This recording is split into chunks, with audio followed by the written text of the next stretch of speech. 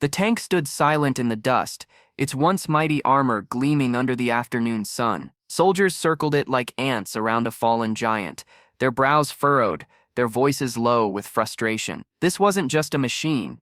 It was their shield, their strength, their lifeline. And now, at the worst possible time, it had failed them. Engineers in grease-stained uniforms swarmed over it, tugging at panels, testing wires, muttering about circuits burned and systems locked. Hours passed, and the whispers grew louder.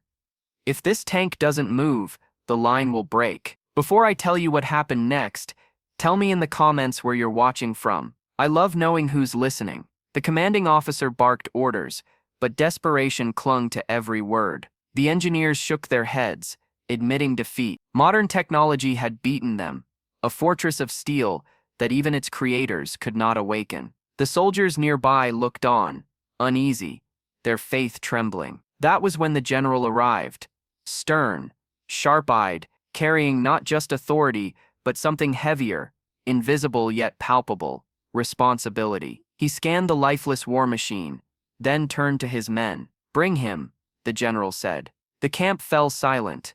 Everyone knew who him meant. Hours later, a figure emerged from the horizon, walking with the careful steadiness of someone carrying years on his shoulders.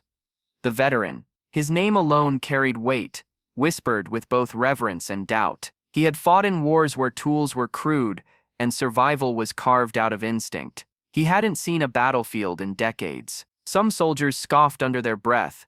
What could an old man do when modern engineers had failed? But the general believed. The veteran stepped forward, placing a hand on the tank's scorched hull. For a long moment, he said nothing. His fingers traced the metal, like he was reading scars on a body. He closed his eyes, listening, as though the machine itself was speaking to him. And in that silence, the soldiers held their breath. He asked for tools that seemed almost laughably simple, compared to the digital equipment scattered around. A wrench, a hammer, a strip of wire.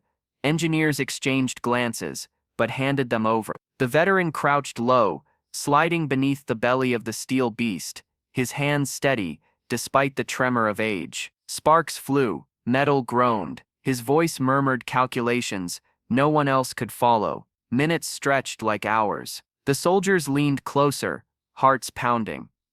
What if he failed? What if faith in him was just a desperate gamble? Then, with a twist of his wrist and one final strike, the tank shuddered.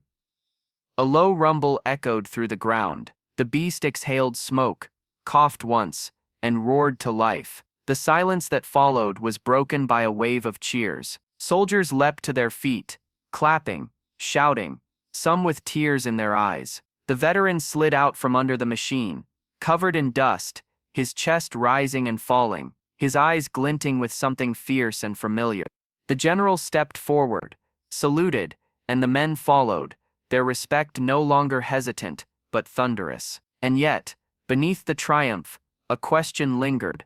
Was it right to call upon the old, to fix the mistakes of the new? Or was it proof that wisdom doesn't rust, that courage doesn't fade with years? The answer lived in the veteran's quiet smile as he shook the general's hand. Because kindness doesn't vanish, it waits, and it finds its way back. And as the sun sank over the horizon, the tank rolled forward once more, carrying not just steel and firepower, but the weight of one man's legacy, a reminder that even in a world of machines, it is the human heart that makes them move. If this story moved you, share your thoughts in the comments, and don't forget to subscribe, because more stories of courage, kindness, and truth are waiting for you here.